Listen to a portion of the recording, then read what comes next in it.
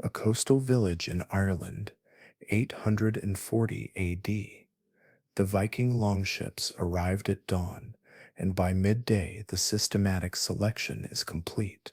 Chieftain Ivar Ragnarsson walks between rows of captured women and girls, about 60 from a village that held 200 people yesterday.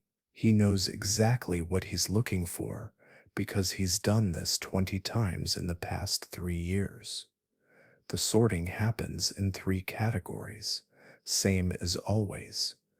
Category 1, young women aged 14 to 25, healthy, attractive. These will fetch 12-15 silver marks each in Scandinavian slave markets.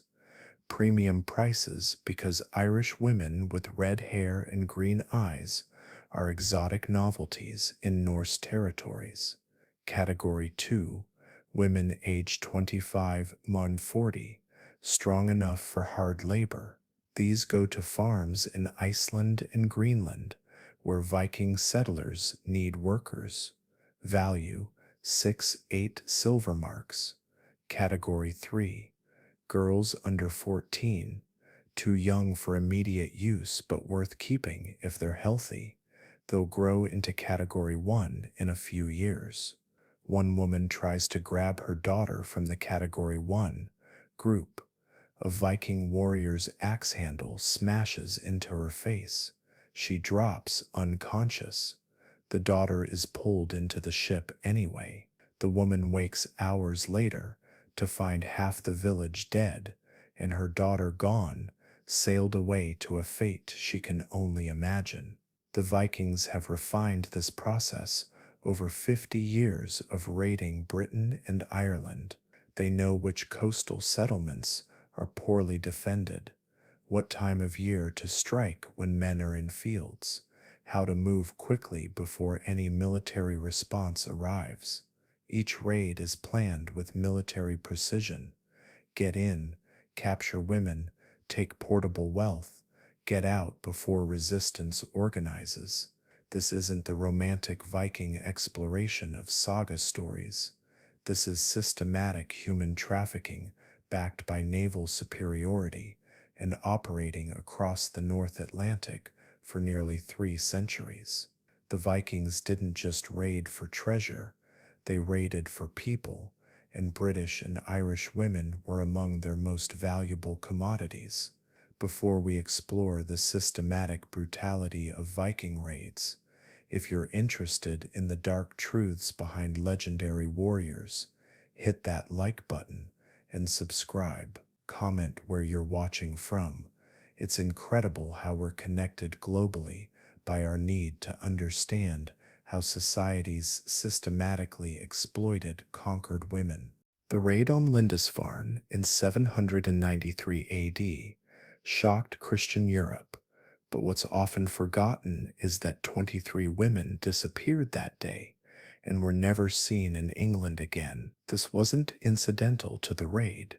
Capturing women was one of its primary objectives, alongside seizing monastery treasures. The attack established a pattern that would repeat hundreds of times over the next 273 years. Vikings arrived by sea with devastating surprise, struck before effective resistance could organize, killed fighting-age men who resisted, and captured women and children as valuable commodities. The monastery's treasures were important, but the women captured that day were worth nearly as much in Scandinavian slave markets. Sister Alfleda was among those 23 women. At 19, she'd been a nun for just 6 months when Vikings stormed the monastery. The raiders showed no respect for her religious status.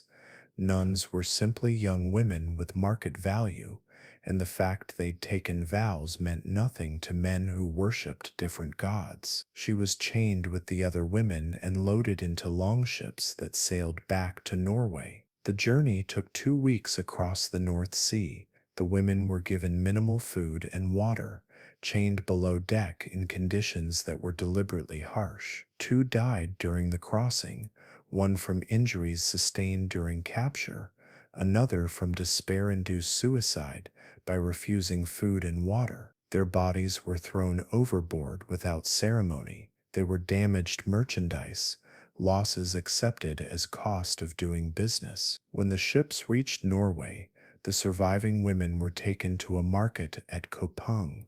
A fleda was sold for 13 silver marks to a wealthy Norwegian jarl named Bjorn. Her religious education actually increased her value.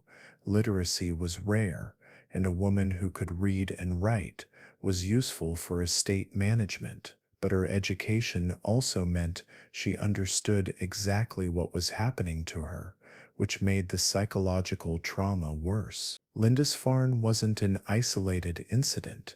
It was the beginning of systematic raiding that would define the Viking Age. British and Irish coastal communities learned to live in terror of dragon-headed ships appearing on the horizon. Monasteries and convents, previously safe religious sanctuaries, became high-value targets because they concentrated vulnerable people, monks with little fighting ability, and nuns who could be captured and sold. The Anglo-Saxon Chronicle documents dozens of similar raids over the following decades. Each entry is brief.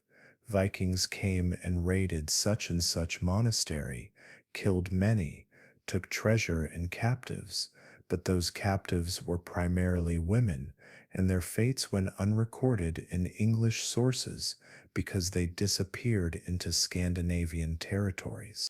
Viking naval technology gave them devastating advantage over British and Irish defenses. Longships were shallow draft vessels that could navigate rivers and land on any beach, allowing Vikings to strike far inland and retreat before defenders could respond. This mobility made them perfect for human trafficking operations. A typical raiding longship carried 30-60 warriors and could hold 20-30 captives, in addition to crew and plunder. The ships were designed for speed and surprise. They could row up rivers at dawn, raid villages while defenders slept, and be gone before noon. British and Irish settlements, mostly unfortified and unprepared for seaborne attacks, were defenseless against these tactics. The raids followed seasonal patterns. Vikings struck during summer when sailing was safest, and when agricultural communities had crops and fields. This meant men were often away from villages working in distant fields, leaving women, children, and elderly vulnerable. The timing was deliberate. Raiders wanted minimal resistance and maximum captives, and summer raids achieved both. The Irish coast was particularly vulnerable. Hundreds of small settlements scattered along coastline, most without walls or defenses, all accessible by sea. Vikings could strike multiple villages in a single day, capturing women from each before sailing to the next target. A successful week-long raiding expedition might return to Scandinavia with 100 mixed 200 captives from a dozen different communities. The captives' treatment during transport was calculated for maximum survival rather than comfort. Vikings wanted living merchandise at journey's end, so they provided just enough food and water to keep captives alive, but not enough to maintain strength for resistance.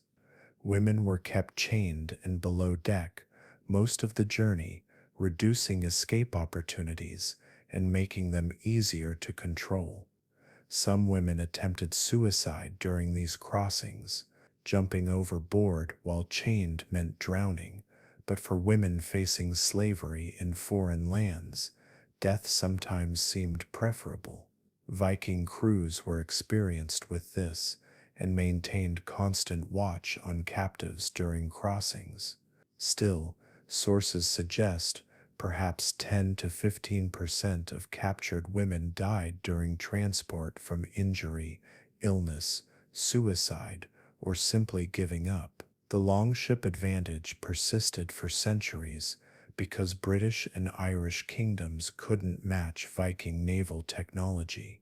By the time defenders organized fleets capable of challenging Viking ships, the raiders had already shifted to establishing permanent settlements rather than just raiding. But during the raiding era 793 to 1050 s, Viking naval superiority meant systematic harvesting of coastal populations with minimal risk to the raiders. Dublin became the largest slave market in the Viking world by the mid-9th century, processing thousands of captives annually from raids across Ireland and Western Britain. The market's infrastructure reveals the industrial scale of Viking human trafficking. The market occupied a large area near the Liffey River, with holding pens for several hundred captives, washing facilities where slaves were cleaned before sale, inspection areas where buyers evaluated merchandise, and administrative buildings where transactions were recorded. The whole operation functioned with the efficiency of any major commercial enterprise. An Irish woman named Muireann was captured in 852 AD from a village in County Clare. She was 20, daughter of a local chieftain, and her noble status actually increased her value in Viking markets. She was transported to Dublin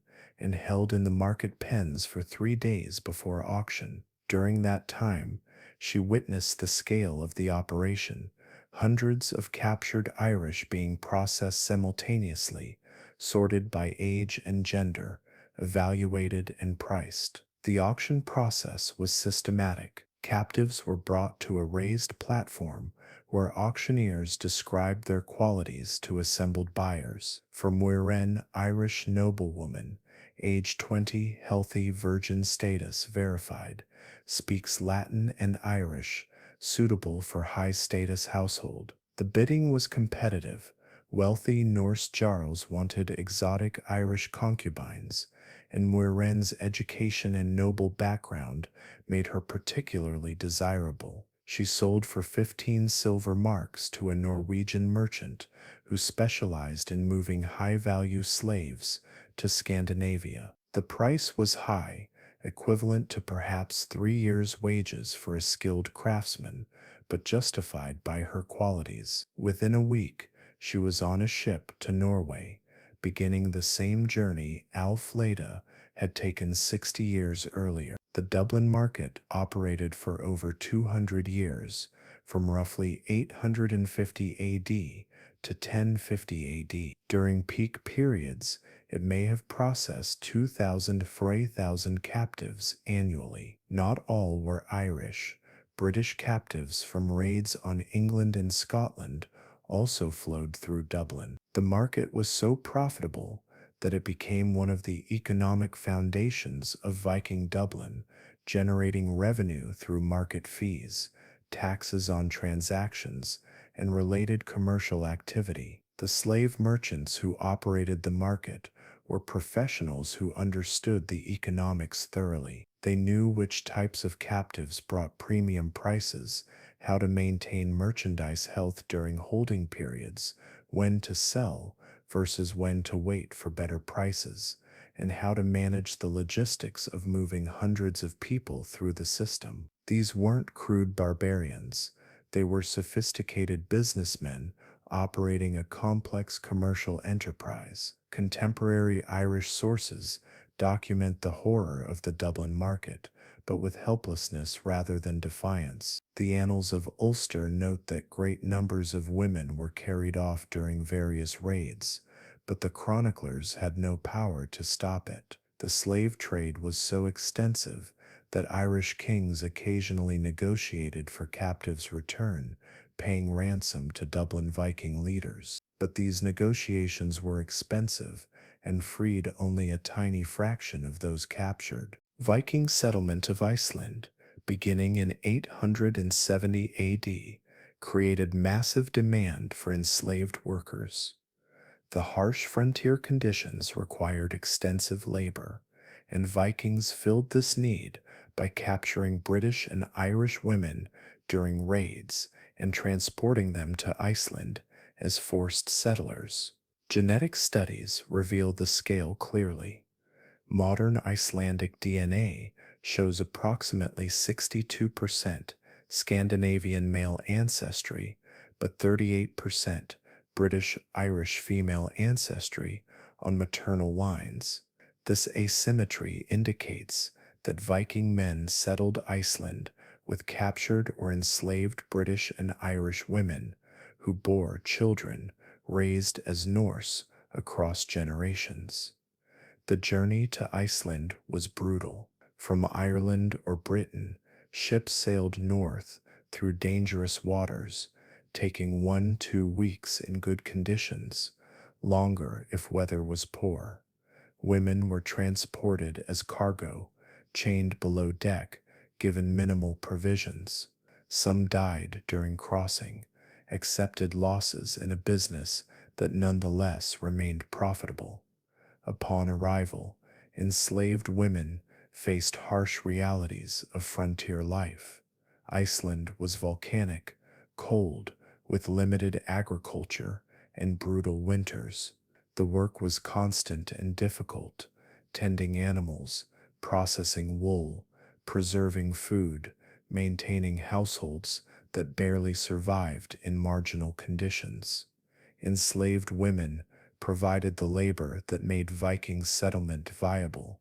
An Irish woman named Derb Forgale was captured in 920 AD from Munster, transported to Iceland at age 18.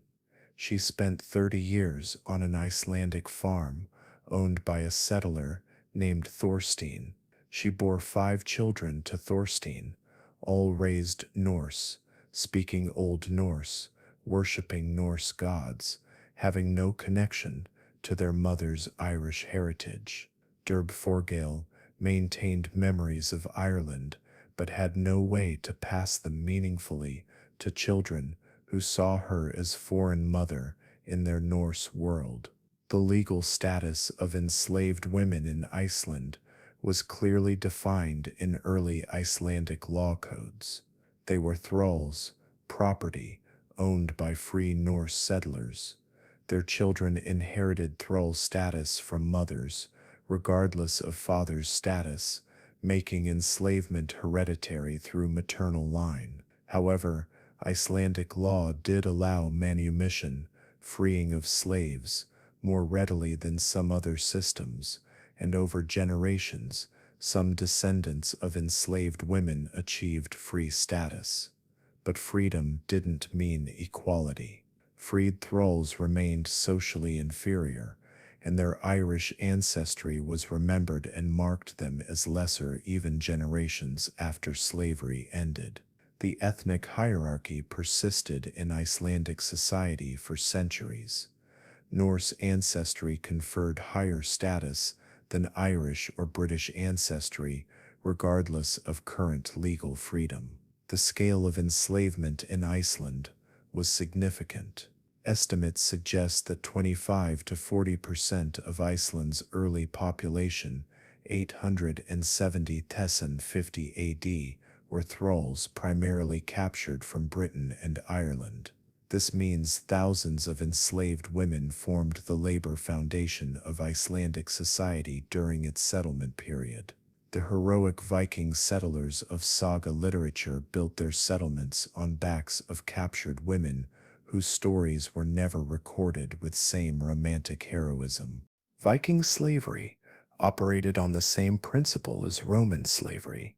Children born to enslaved mothers inherited their mother's enslaved status. This legal framework turned women's bodies into factories for producing more Viking property and enabled systematic demographic absorption of British and Irish peoples. The principle was explicit in Viking law codes. If a thrall woman bore a child, that child was automatically a thrall, regardless of the father's status. If a free Norse man impregnated his enslaved Irish woman, the child was still a thrall owned by whoever owned the mother. This created economic incentives for encouraging or forcing reproduction among enslaved women. A captured British woman named Ethel Flad was enslaved in Norway in 895 AD at age 17. Over the next 20 years, she bore 7 children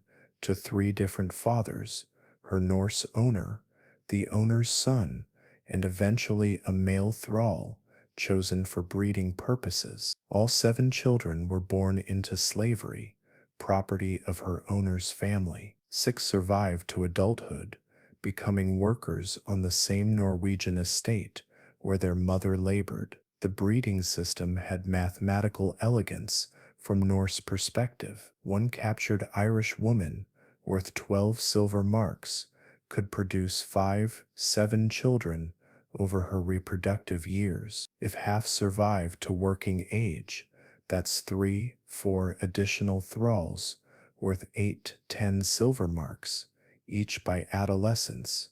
Total return of 40 silver marks on initial 12-mark investment. The economics incentivized keeping enslaved women alive through childbearing years and providing just enough food and care to maintain fertility. Some Norse owners implemented explicit breeding programs. Large estates might designate certain thralls to reproduce together, selecting for desired traits: physical strength for male thralls, docility, and attractiveness for females. The offspring were estate property, raised specifically for labor roles the estate needed. This was animal husbandry principles applied to human beings, documented in Icelandic sagas without apparent moral concern. The psychological impact on women was devastating. Being bred like livestock, watching children you bore become property of the man who enslaved you, raising kids in slavery while teaching them the compliance necessary for survival.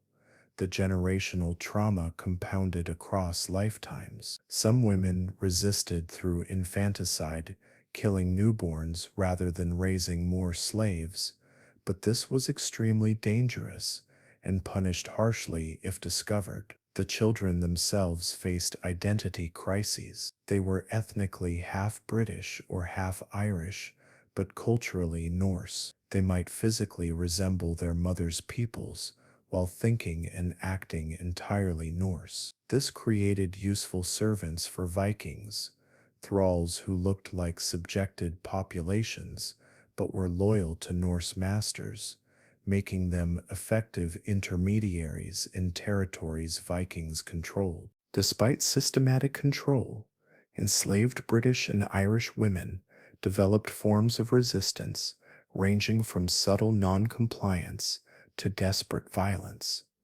The sagas occasionally mention these resistances, usually when they spectacularly failed and resulted in executions meant to deter others. The most common resistance was subtle, working slowly, accidentally, breaking valuable items, feigning inability to understand Norse commands, small sabotages that could be blamed on incompetence rather than defiance. These everyday resistances didn't threaten the system, but provided psychological relief, tiny assertions of will in circumstances designed to eliminate all agency. More overt resistance faced brutal consequences. An Irish woman named Gormlaith, enslaved in Denmark in 930 AD, poisoned her owner's food after years of sexual abuse. She mixed toxic berries into porridge, killing the owner and his adult son. She confessed immediately when confronted, apparently satisfied to die, knowing she'd taken revenge. Her execution was designed to terrify every thrall in the region. She was subjected to blood eagle, a horrific execution method where the victim's back was cut open, ribs pulled apart, lungs exposed. The execution was public, performed where all local thralls could witness. Her body was left displayed for days as warning. The message was unmistakable: resist and die in the most brutal way imaginable. Escape attempts were rare because they were nearly impossible. An enslaved Irish woman in Norway or Iceland was hundreds of miles from home across dangerous seas. She didn't speak the local language fluently, had no resources, faced instant recapture in societies where everyone knew everyone and strangers were suspicious. Still, some tried. A British woman named Edgeth escaped from a Norwegian farm in 965 AD.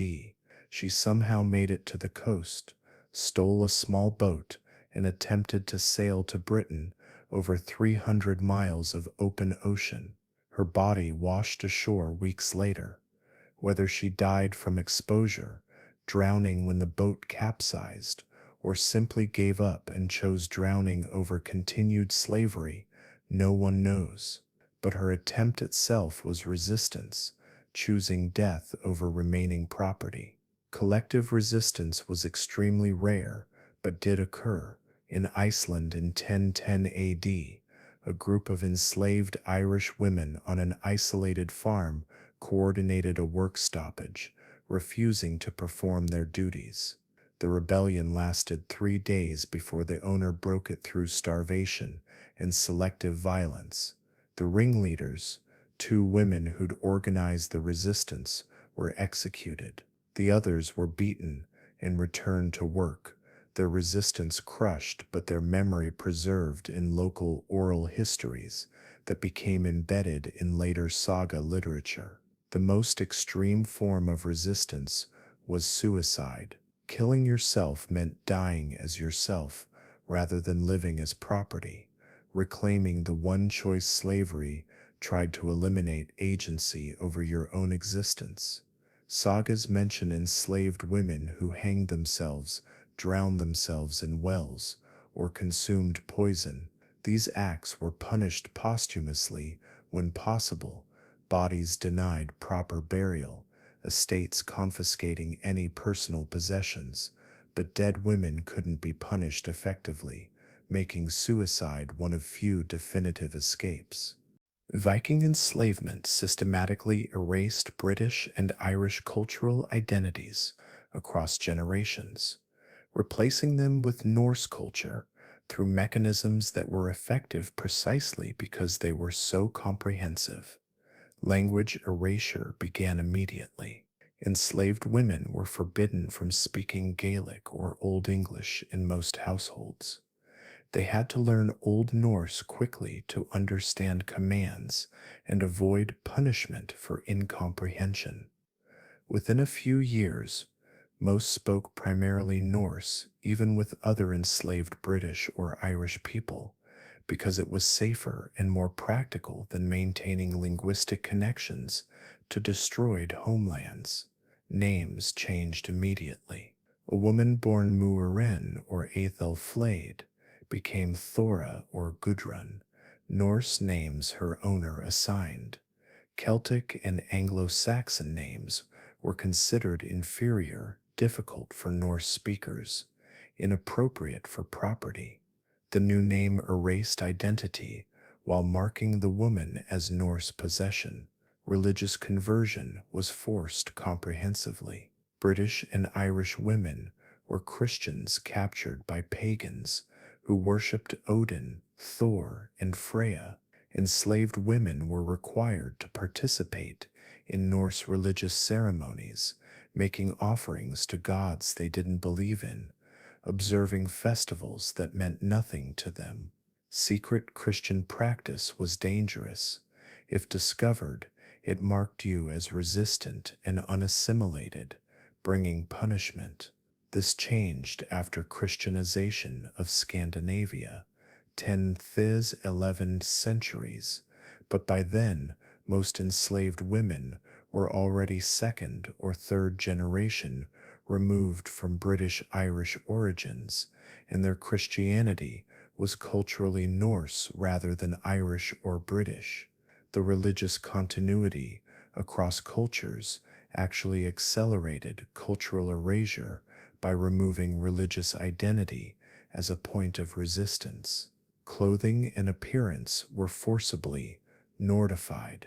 British and Irish dress styles, distinctive brooches, particular textile patterns, specific hair arrangements were replaced by Norse fashions. Within months of enslavement, women looked Norse in appearance, their ethnic distinctiveness visible only in physical features like darker hair or different facial structures that marked them as foreign born. The children born to enslaved mothers represented complete cultural erasure. A woman captured at 18 might maintain internal sense of Irish identity throughout her life, but her children born into slavery learned nothing of Ireland except perhaps stories their mother whispered. These second-generation descendants spoke only Norse, worshipped Norse gods or Norse-style Christianity, wore Norse clothes, ate Norse food. They were ethnically Irish, but culturally entirely Norse. By the third generation, the connection to Irish or British heritage was essentially lost. Grandchildren of captured women knew their appearance came from somewhere, but they had no knowledge of languages, customs, religions, or practices that defined their grandmothers' identities. The systematic cultural genocide was complete. They looked different, but thought and acted as Norse. Some women tried preserving fragments. They taught children a few Gaelic or Old English words, sang old songs when no one listened, told stories about saints and heroes from before capture. But fragments whispered in corners couldn't sustain culture across generations against overwhelming Norse pressure. Norse sagas. Iceland's medieval literature provide disturbing windows into how Vikings viewed enslaved British and Irish women. The sagas aren't reliable history, but they reveal cultural attitudes that normalize systematic exploitation. Like Styla's saga tells of Melkorka, an Irish princess captured by Vikings and sold to an Icelandic settler named Höskuldur. The saga treats her captivity as romantic adventure rather than trauma. She pretends to be mute to avoid revealing her noble status, eventually bears a son to Höskuldur, who becomes a famous Icelandic chieftain. The saga presents this as positive outcome. Enslaved princess produces heroic Norse son. What the saga doesn't explore is Melkorka's psychological state, the violence she endured, or the trauma of being property. The Norse audience hearing this saga apparently saw nothing wrong with capturing princesses and breeding them to produce Norse heroes. The casual acceptance of enslavement as narrative backdrop reveals how deeply normalized it was in Viking society. Najal's saga mentions thralls casually throughout, including enslaved women from Britain and Ireland. The saga includes a scene where a man kills another man's Irish thrall woman for minor offense. The legal dispute that follows concerns property damage, compensation owed for destroyed property, rather than murder. The woman herself is legally and morally irrelevant. Only her value as property matters. Egil's saga describes the hero, Egil acquiring British women during raids on England and trading them in Norse markets. The saga presents this as normal economic activity, morally equivalent to trading in furs or silver. The women's perspectives are never considered. They're merchandise that moves through commercial channels. The sagas also reveal the sexual economy surrounding enslaved women. Multiple sagas mention men taking enslaved women as concubines, bearing children with them, while maintaining legal wives who were free Norse women. This was socially acceptable. A man's relationship with his thrall woman didn't threaten his marriage to a free woman because the thrall wasn't legally or socially equivalent to a wife. Some sagas mention enslaved women achieving influence through bearing sons to prominent men. If a thrall woman bore a son who was acknowledged by his free father, that son might eventually achieve free status and prominence, and the mother gained some reflected status. But this path to influence still fundamentally depended on being sexually exploited by the man who owned you, then hoping he'd acknowledge paternity and provide for the child. The saga evidence is complicated by the fact these stories were written 300 years after the events they describe, during Iceland's Christian period. Some scholars argue the sagas might sanitize or romanticize earlier pagan practices, but even with potential Christian revision, the casual acceptance of slavery and sexual exploitation of captured women throughout saga literature reveals how deeply normalized these practices were in Norse cultural memory. The economic scale of Viking raiding and enslavement of British and Irish women was substantial, operating continuously for nearly 3 centuries and involving tens of thousands of women whose bodies became commodities in Viking commercial networks. Conservative estimates, based on raid documentation in Irish annals and Anglo-Saxon sources, suggest Vikings captured 300 minus 500 people annually from Britain and Ireland during peak raiding periods, 800 minus 950 AD, with 60 to 70% being women and girls. Over 150 years of intensive raiding, this represents perhaps 30,000, 50,000 women captured and enslaved. These numbers increase significantly if we include the settlement period, 950,000 1050 AD, when Vikings established permanent bases in Dublin, York, and other locations. The settlements required constant labor supply, drawing on enslaved populations that numbered in thousands. Total estimates for the entire Viking Age, 793 1066, suggest 100,000 British and Irish women entered Viking slavery systems. The economic value was enormous, at average prices of 815 silver marks per woman, depending on age, appearance, and skills.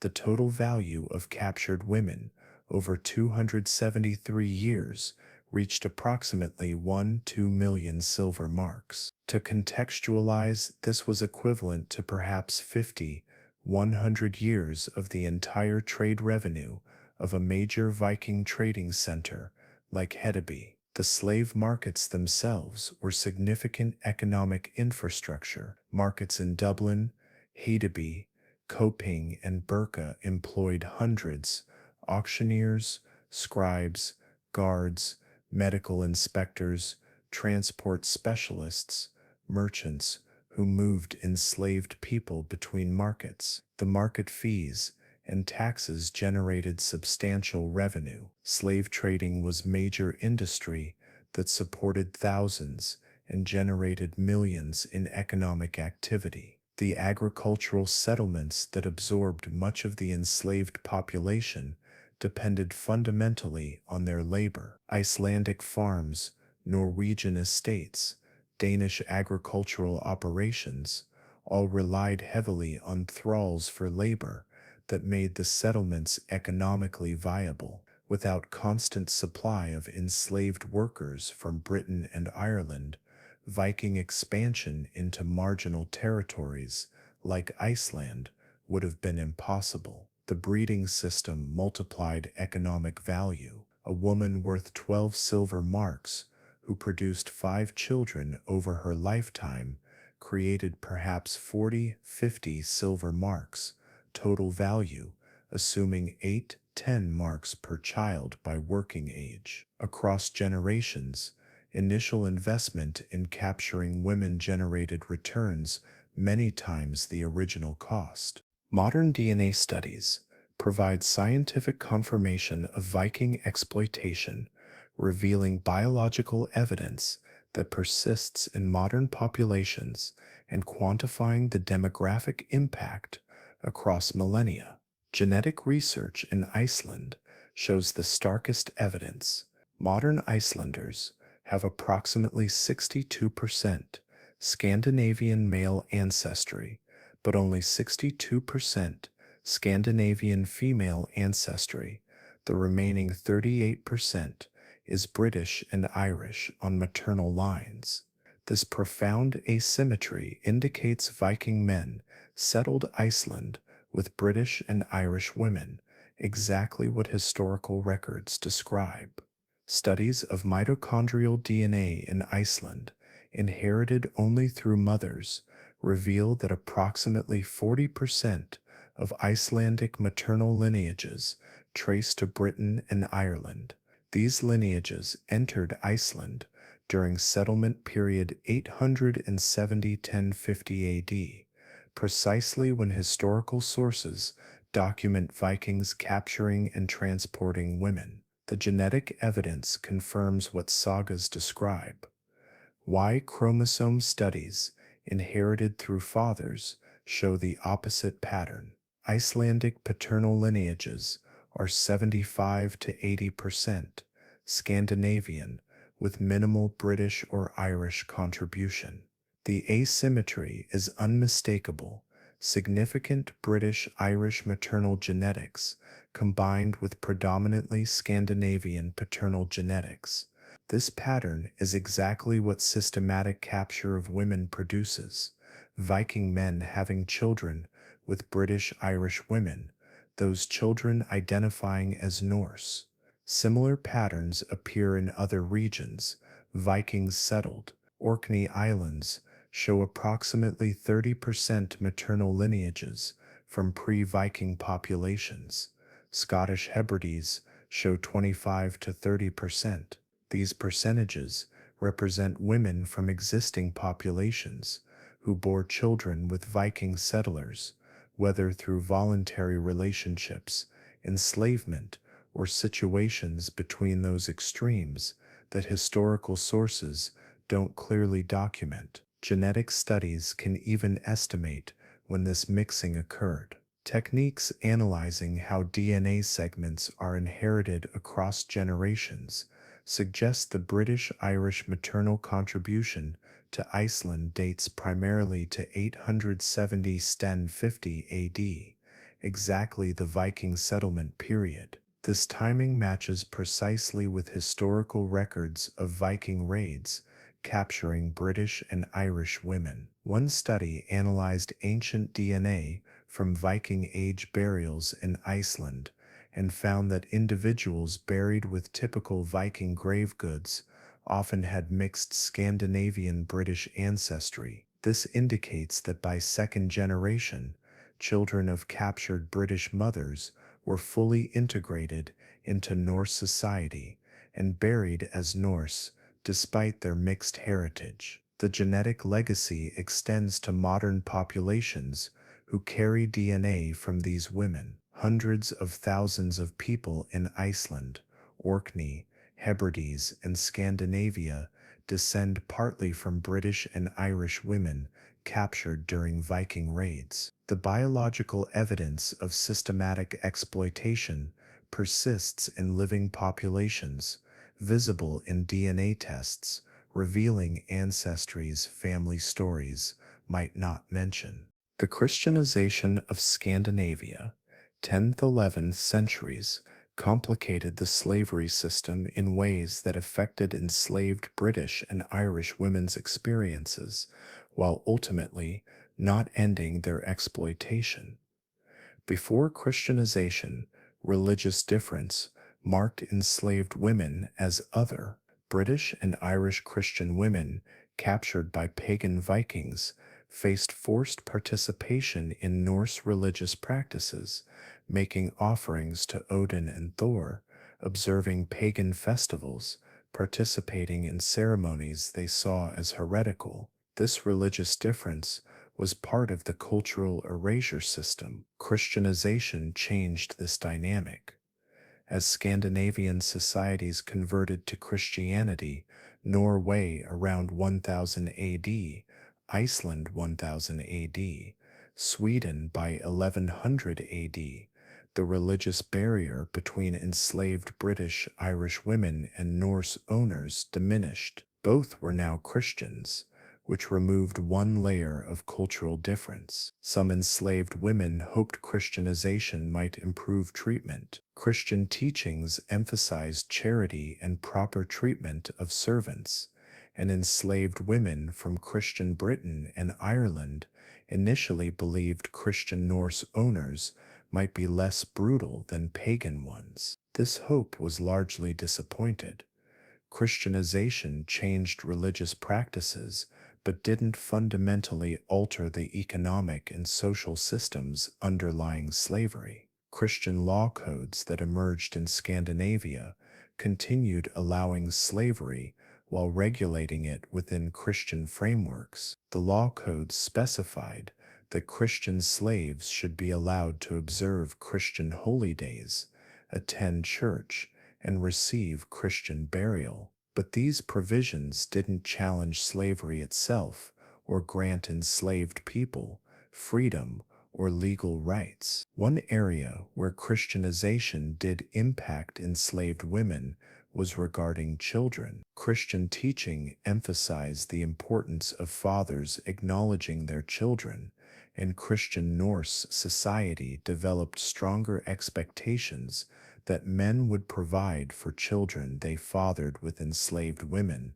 sometimes including manumission, freedom for those children. This created some pathway for children of enslaved women to achieve free status across generations. But Christianization also brought new forms of control. Christian owners could frame slavery within religious terms, servants obeying masters as godly duty, suffering in this life rewarded in next life, rebellion as sin. Some enslaved women found comfort in Christian teachings about justice and redemption, but Christianity also provided ideological justification for continued enslavement. The church itself became a slaveholder. Monasteries and bishops in Scandinavia owned thralls, including British and Irish women captured during raids. The contradiction between Christian teaching and Christian practice regarding slavery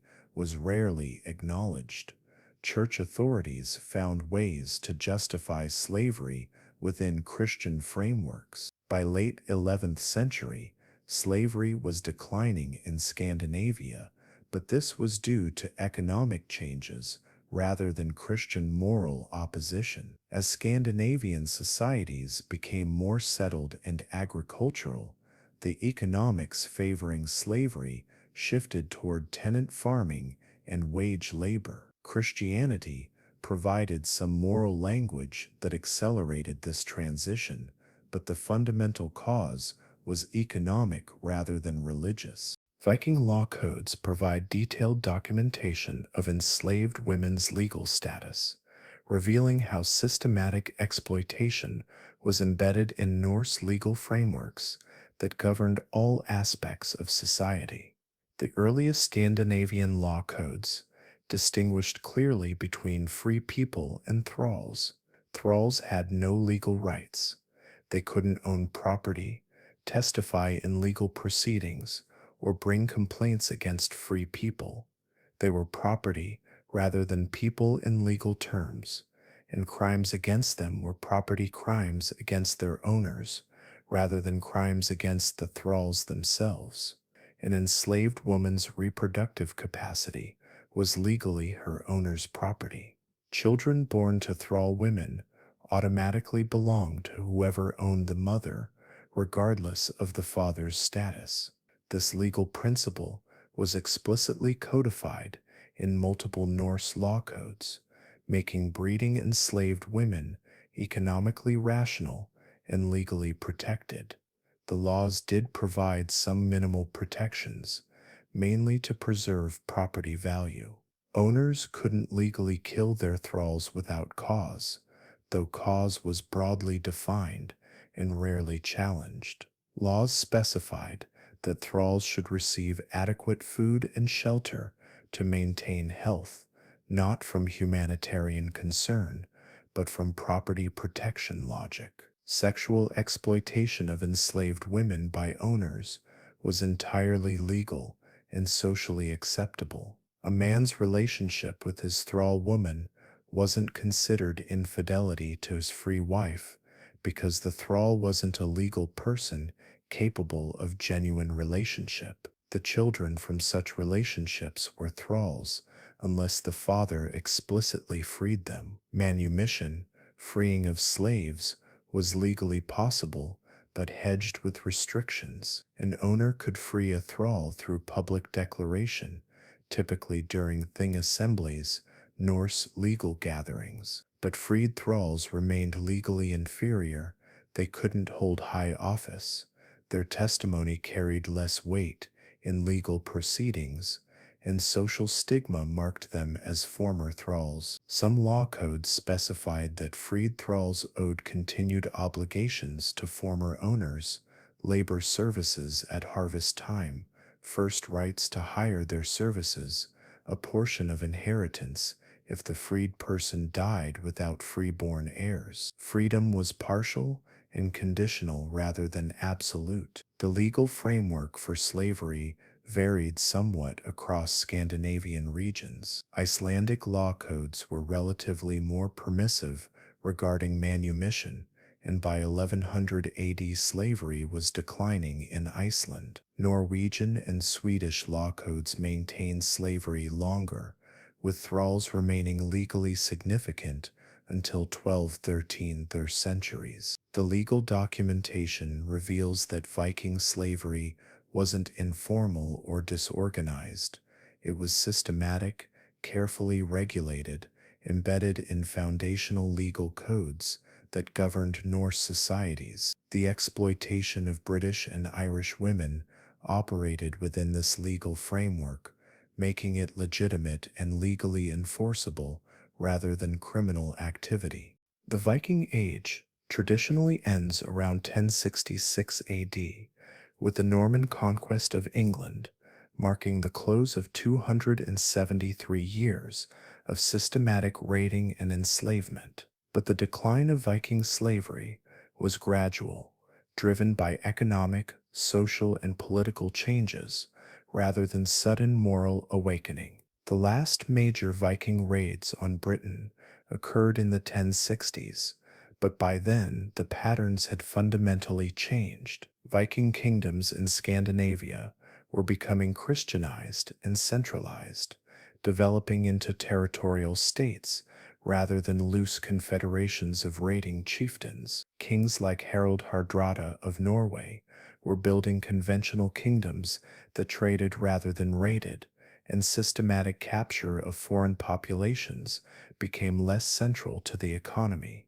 The establishment of permanent Viking settlements in Britain and Ireland, particularly Dublin and York, shifted dynamics from raiding to ruling. When Vikings controlled territories permanently, systematic depopulation through raids became counterproductive. You don't devastate populations, you need to tax and govern. The settlements integrated with local populations through intermarriage and cultural exchange, replacing earlier patterns of pure extraction. Economic changes also reduced slavery's importance. As Scandinavian agriculture became more sophisticated and trade networks more extensive, tenant farming and wage labor became more efficient than slavery. A free tenant farmer produced more value than an enslaved worker who had minimal incentive to work effectively. The mathematics of labor gradually favored free rather than enslaved workers. Christianization provided moral language that accelerated slavery's decline, though it wasn't the primary cause. Church teachings about human dignity and the sinfulness of enslaving fellow Christians created some pressure to free Christian thralls, but this pressure was selective. Some freed thralls, particularly those who'd borne children to owners, while others remained enslaved for generations. The demographic impact of 273 years of systematic capture and breeding persisted long after raiding ended. The British and Irish women absorbed into Scandinavian populations had borne children who bore children, spreading their genetics across generations. By 1100 AD, significant percentages of Scandinavian populations, particularly in Iceland, Orkneys, and coastal Norway, descended partly from captured British and Irish women. The legal status of slavery declined more slowly than raiding. Norwegian law codes still recognized thralls in the 12th century, though the numbers were declining. Iceland formally abolished slavery around 1117 AD, but this was recognition of reality. Slavery had become economically unimportant rather than revolutionary change. Sweden maintained legal slavery latest, with thralls appearing in law codes into the 13th century. For the descendants of enslaved women, the end of the Viking Age meant gradual status improvement across generations. Children of freed thralls achieved legal freedom, but social stigma of thrall ancestry persisted. By third or fourth generation, the stigma faded as families integrated into free Norse society, but the cultural erasure was complete. Descendants knew they had British or Irish ancestry, but nothing of the cultures their great-grandmothers had known. The women themselves, those who'd survived capture, transport, enslavement, breeding, largely disappeared from historical records. A few appear in late saga literature as ancestors of prominent families, their capture stories romanticized into family mythology, but most simply vanished from documentation, dying unnamed and unrecorded, their lives reduced to the genetic evidence they left in descendants' DNA. The transition from Viking Age to medieval Scandinavian kingdoms was celebrated in later Norse literature as evolution from barbarism to civilization. But this narrative conveniently forgot that the barbarism had included systematic exploitation of tens of thousands of British and Irish women whose suffering built the prosperity that made the transition possible. The systematic exploitation of British and Irish women by Vikings operated for 273 years, involved potentially 100,000, 200,000 women, fundamentally shaped North Atlantic demographics, and left genetic evidence visible today. Yet this history is largely absent from popular Viking narratives that emphasize exploration, trade, and cultural achievement. Modern Viking imagery, from movies to TV shows to museum exhibits, rarely centers the systematic sexual slavery that was fundamental to Viking economy. We see dragon ships and brave warriors, hear about settlement of Iceland and discovery of America, learn about Norse mythology and craftsmanship. The enslaved women who made Viking expansion possible are footnotes at best, completely absent at worst. This historical amnesia serves multiple purposes.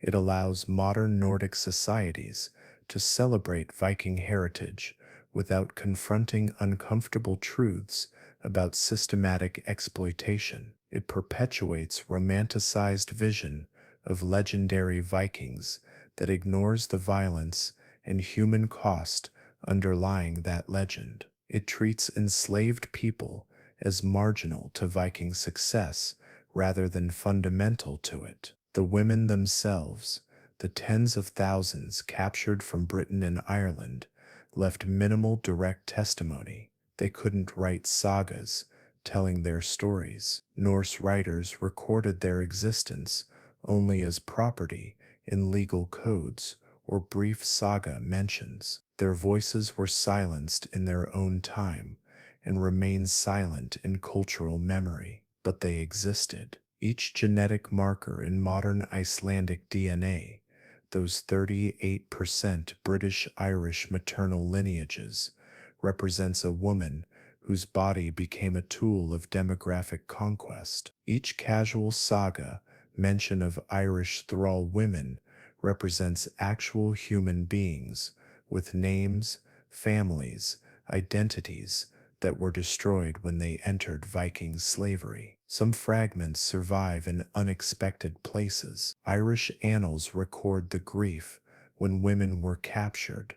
Great lamentation among the women of Ireland appears repeatedly. These brief entries acknowledge suffering that Norse sources ignore. Archaeological evidence occasionally provides physical confirmation, mass graves with skeletal evidence of malnutrition and hard labor, DNA analysis revealing women buried far from birthplaces. The genetic evidence provides one form of remembrance. Modern DNA carries traces of these women, their maternal lineages preserved in mitochondria, passed mother to daughter across 30, 40 generations. They exist in genes of hundreds of thousands who don't know their names but carry their biological legacy. The archaeological record offers fragments. Excavations of Viking Age sites find evidence of diverse populations, skeletal remains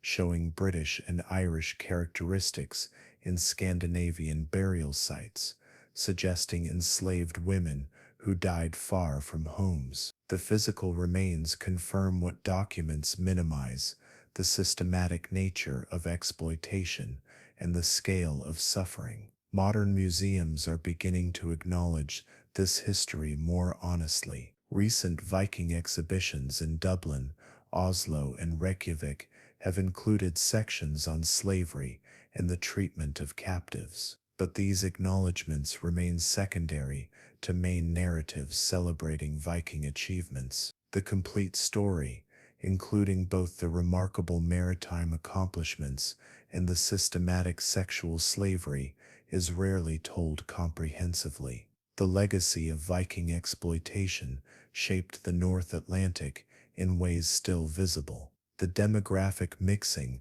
that produced modern Icelandic population, the cultural erasure that destroyed British and Irish identities across generations, the economic foundations of Viking prosperity that depended fundamentally on enslaved labor, the legal and social structures normalizing exploitation that persisted for centuries. If this exploration of Viking systematic exploitation of British and Irish women has revealed how legendary warriors built power on foundations of sexual violence, there are more buried chapters of history waiting to be uncovered. Subscribe so we can continue revealing the voices history deliberately suppressed. These women existed. They mattered.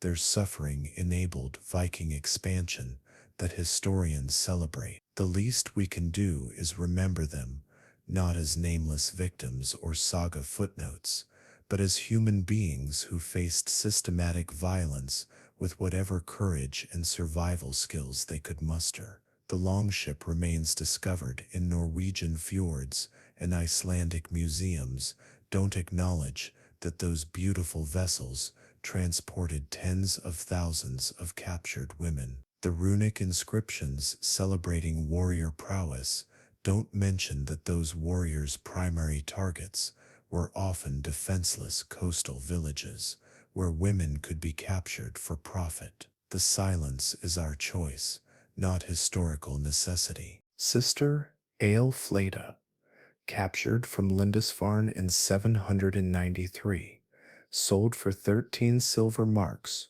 who spent 25 years enslaved in Norway before dying at 44, buried in an unmarked grave. Moran, Irish chieftain's daughter, captured in 852, transported to Dublin market, sold for 15 silver marks, who bore 4 children raised as Norse, while she whispered Irish prayers. Derb Forgale, taken from Munster in 920, brought to Iceland at 18, who spent 30 years on a frontier farm, bearing children who never learned her language. Gormlaith, who chose poison and blood eagle execution over continued submission. Edgeath, who chose drowning in the North Sea over remaining property. Remember them.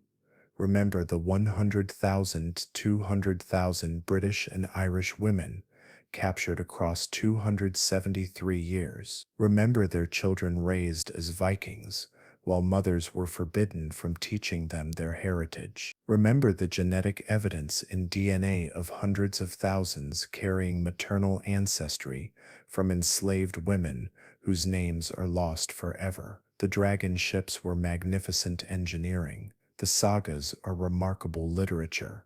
The settlement of Iceland was extraordinary achievement, but these accomplishments were built on systematic sexual slavery of conquered women. History demands complete accounting, not just celebrating achievements, but acknowledging the violence that made those achievements possible. These women's bodies built the Viking world as surely as shipwrights and warriors did. They deserve more than silence. They deserve recognition that their suffering enabled everything Vikings accomplished. They deserve remembrance as human beings who endured impossible circumstances with whatever strength they could find. The North Atlantic remembers in DNA, if not in monuments. Remember them.